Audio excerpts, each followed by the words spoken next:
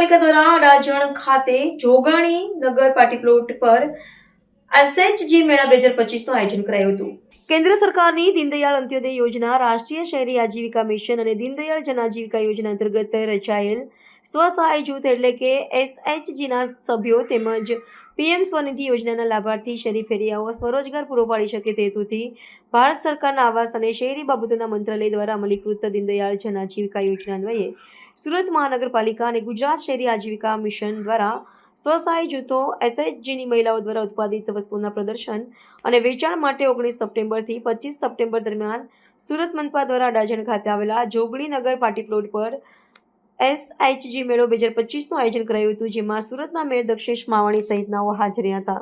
પટેલ કિંજલ કઈ પ્રકારનો સ્ટોલ લાગ્યો છે? અહીંયા નવરાત્રી મેળાનો સ્ટોલ લાગે છે, જે અમને એસએમસી દ્વારા આપવામાં આવે છે, પણ આ વખતે અમને ગુજરાત લેવલ તરફથી આપવામાં આવે છે। એટલે એની પહેલાં અમને દર એરિયા પ્રમાણે અપાતું હતું, પણ આ વખતે અમારે પ્રાઇમ માર્કેટ લોકેશન પર જે રીતે વેચાણ થાય છે એ રીતે અહીંયા આપવામાં આવ્યો છે। અમે હાથથી બનાવેલી વસ્તુનું વેચાણ કરીએ છીએ। તોરણ છે, કુર્તી છે, ફ્રોક છે, પછી આ છે વેસ્ટમાંથી બેસ્ટ, જે ગણપતિ વિસર્જન વખતે ગણપતિને આ મુગટ અને જે માળાને એવું જે બધી વસ્તુ હતી એ અમુક વસ્તુ આપણે કૃત્રિમ તળાવમાં જે નથી જવા દેતા, તે વેસ્ટ વસ્તુમાંથી અમે બેસ્ટ વસ્તુ બનાવીએ છીએ। તેમાંથી પણ અમે તોરણ ને બધું ઘણું બધું બનાવીએ છીએ। બીજું છે આ નાના નાના છોકરાના કેડિયા, ચણિયા ચોરી છે, તોરણ છે, એવું બધું અલગ અલગ પ્રકારની વસ્તુ છે। આવા હેંગિંગ છે અમારી પાસે। આનાથી મહિલાઓને રોજગારી મળે છે, તે પોતાના પગ પર ઊભી થાય છે, અને બીજું કે એના પરિવારના ભરણ પોષણમાં પણ એને સારો એવો સપોર્ટ મળે છે। આજના મોંઘવારીના જમાનામાં એક જણને કમાવવું બહુ અઘરું છે। 8 દિવસનો સ્ટોલ છે અમારે।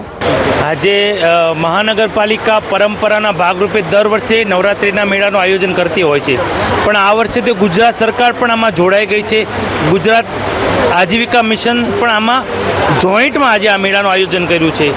હું આપને વાત કરું તો ગણપતિ વિસર્જન જ્યારે હોય છે તે દિવસે તમામ વિસર્જનના પોઈન્ટ પર સ્વસહાય જૂથના બહેનો સ્ટોલ લાગ્યા હોય છે। તેમાંથી ગણપતિ બાપાના વાઘા હોય, એના ઓર્નામેન્ટ્સ હોય, એને સ્વસહાય જૂથની બહેનો એકત્રિત કરતી હોય। એકત્રિત કરીને જ્યારે નવરાત્રિના મેળામાં આવે તેનેમાંથી વેસ્ટમાંથી બેસ્ટ બનાવી અને પોતે આર્થિક રીતે મજબૂત થતી હોય છે। હું તમામ સુરતીઓને આજે 101 જેટલા મેળાનું અહીંયા આયોજન કર્યું છે। હું તમામ સુરતીઓને આપની ચેનલના માધ્યમથી અપીલ કરું છું કે આવા મેળામાંથી ખરીદી કરશો તો આપણી મધ્યમ વર્ગની બહેનો, આપણી સ્વસહાય જૂથની બહેનો આર્થિક રીતે મજબૂત થશે।